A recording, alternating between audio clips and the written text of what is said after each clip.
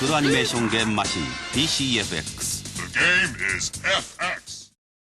Hey everybody, welcome back to Video Game Esoterica and a continuing series on the NEC PC-FX, and today we're taking a look at an awesome JRPG for the system, Miraculum, The Last Revelation. And I love the FMV that starts the game because this has both a classic fantasy vibe as well as some sort of newer technological vibes.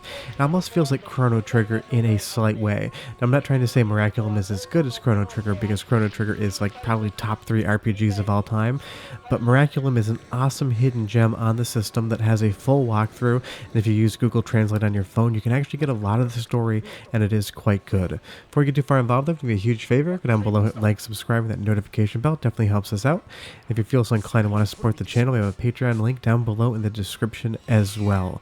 But I absolutely love Miraculum, and it's mostly for the art style. It is a super competent JRPG with a lot of good mechanics in it, a lot of awesome dungeons and environments, but I just love the art style because it has that classic 16-bit vibe to it, but it's maybe just slightly more impressive than what it would have looked like if it was on the Super Nintendo, because the PC-FX was a 2D powerhouse for its time, and if you've already watched the video on Zenki, you'll see exactly what it could push out.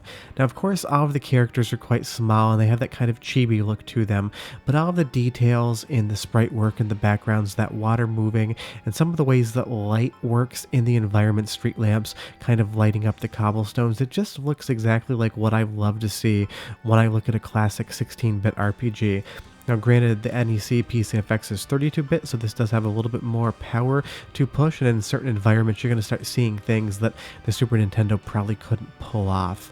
Of course, there's going to be a giant language barrier in Miraculum, but like I said, there is a full walkthrough that also gives you story elements that have been partially translated over, and then this kanji is clear enough that if you point your phone at it with Google Translate, you can read everything. I understand that's a hard way to play a game, but it's worth it because this game is long, there's a ton of environments, it's expansive, it's not as big as Chrono Trigger, but it's getting close to that same size, and if you do love JRPGs and you're looking for something a little bit more rare and obscure, I definitely recommend it. But I'm just showing you guys the beginning kickoff of the game, how everything gets going.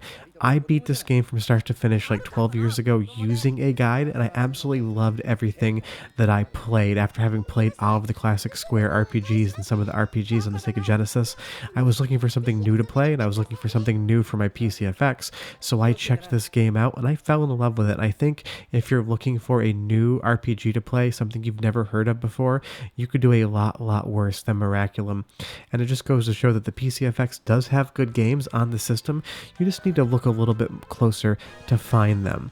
But getting right into the battle system, it's your classic turn-based RPG style setup, which is to say, it's not super interactive, but it's what you're used to when you think of those turn-based games. And the best part is, like any RPG, you're going to be able to level up, you're going to get new weapons, new spells, and it's going to be a ton of fun.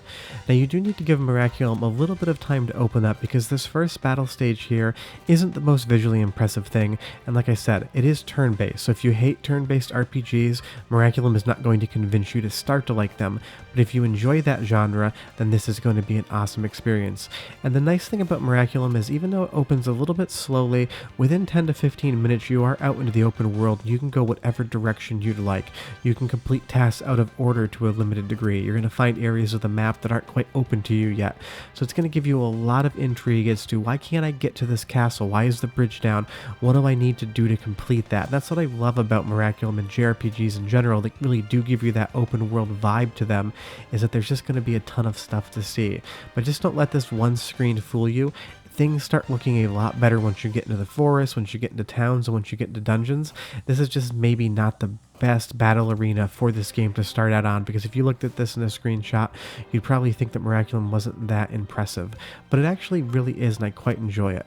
But the music for the menus and the overworld is great as well, so go ahead and listen for about 45 seconds, and I'll come back and tell you more why Miraculum's that hidden gem JRPG you're looking for.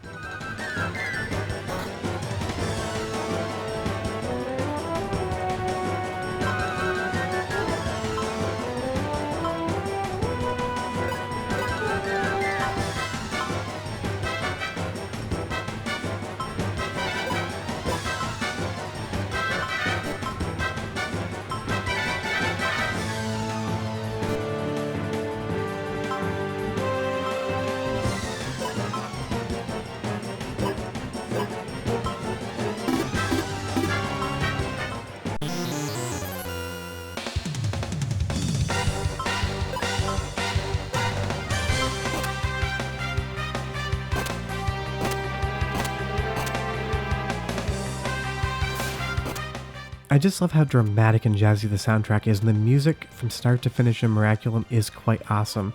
Now the hard part about showing a game like this or any JRPG is how do you make it seem exciting on screen, because of course they are slower moving games, and you just have to have a little bit of a suspension of disbelief, and trust me when I say that this is an awesome 32-bit JRPG that looks like a classic Super Nintendo game. Now that we're out into the open world, we're definitely going to be encountering more monsters as well, of completely different shapes and sizes. We're going to have this, what it looks like a goblin here, and then we have a harpy that's coming in. And the enemies get bigger and more exciting the further into the game you go, and you're going to be encountering some really fun beasts to fight. And you'll see there that we did manage to level up, so we've improved our character. But like I said, because it's open world, this castle here, when I first played the game, I really wanted to get into it, but you need to do certain things in the world to be able to accomplish that. But if you see a forest glade on the map, chances are you can walk into it, and this is where some of the higher level enemies at the beginning of the game are going to reside. You can find treasures here, different expendables, different weapons, gold you're going to be able to use to increase the quality of your character, like any JRPG is. And you'll see there that was a quick battle with just one pan fluter, we'll call him Pan because that makes the most sense to me. And like I said, it's hard for me to try to relay how much fun a JRPG is on screen because they move slowly and they take so long to complete that it's really hard to build excitement as to what I show you. But you just need to take my word for it that if you are looking for something new to play and you do have a PC-FX or you want to emulate a rarer system, this game is awesome. And the great part is you don't have to own a PC-FX to play these games. Of course, I have one because I collect consoles, but if you download Mendefen, you'll be able to play this game perfectly fine. And you'll see there that now that I have leveled my character up, I have that quad slash that's able to hit 4 different enemies at once in one individual hit. So that's nice, and it's starting to give us a little bit more agility and a little bit more effect as to what we're able to do. But now that we've opened this chest here, if we keep pushing around more, we're going to start encountering some really heavy duty enemies, and you're going to see that all of a sudden it's going to start to get a little bit harder. So maybe going to the forest isn't the best thing to do off the top like I did here. But that's the great part of the game, is it's going to give you that ability to just go wherever you want on the map. Of course, some things like the castle aren't going to be accessible quite yet, but a lot of the different towns you can go into in any order and get information from people and decide what you want to do next. And it is quite a long game, but the nice thing is it's not super text heavy for a JRPG, and all of the kanji is clear, so you can point your phone at the screen and understand how to play it. Maybe one day we'll get a translation patch, that would be awesome, but for the time being, this is kind of how we have to play these games. But that's Miraculum, The Last Reservation on the PC-FX. It's a legit, amazing, hidden gem game that I think you're really going to enjoy if you like this genre, and it's just a great game for the PC-FX because there's absolutely no dating sim aspects whatsoever. Short of that, if you could do me a huge favor, go down below, hit like, subscribe, and that notification bell definitely helps us out.